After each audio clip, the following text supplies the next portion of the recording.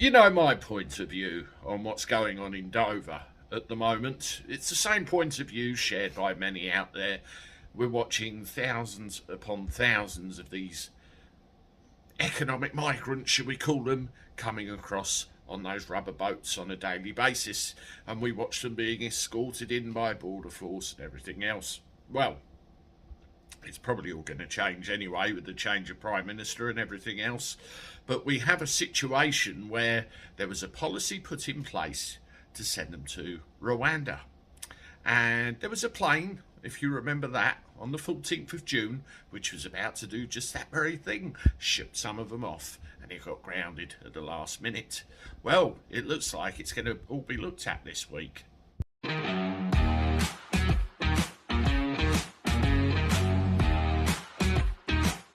How do everybody? Welcome back to the channel for a Tuesday. Hope you're doing all right. I'm not too bad, not too bad. Look, this is getting ridiculous down in Dover. I bring you regular updates on this because I think it needs, putting out there in the public eye. I'm going to be doing another show on this within the next week or two with some updated information. And I'll also be pulling a guest in, somebody that actually lives down there in that area. And they can give us a little bit of insight as to what's going on. But we know what's going on. They're coming over again and again and again on boats, even kayaks as well. And what happens when they get here? They're put up in hotels. They're put up in guest houses and anywhere else they can be crammed. It's unsustainable, it's unviable, and to be blunt, it's bloody ridiculous now. Now, Priti Patel, bless her cotton socks, came up with a plan to send them to Rwanda. I think all they've managed to get rid of is 32. Yes, 32 out of thousands. And we know on the 14th of June that plane was sitting there on the tarmac ready to leave. It never left because these lawyer-loving types put a stop to it. Well, at some point today, it's going to be put in front of judges and they're going to decide once and for all whether the scheme to send them to Rwanda is lawful or not.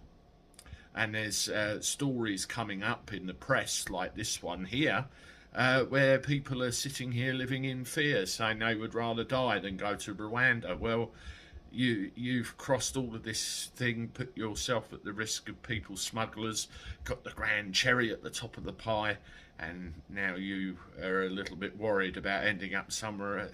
Yeah, I don't get it anymore. I really don't understand any of this. At the end of the day, if you've entered this country illegally, which a lot of you have, do you deserve your place here? I don't think so. This needs putting a stop to at source. It does. And I hope these judges do the right thing. We'll have to wait and see. I'll bring you more news on this when it comes in. Toodaloo.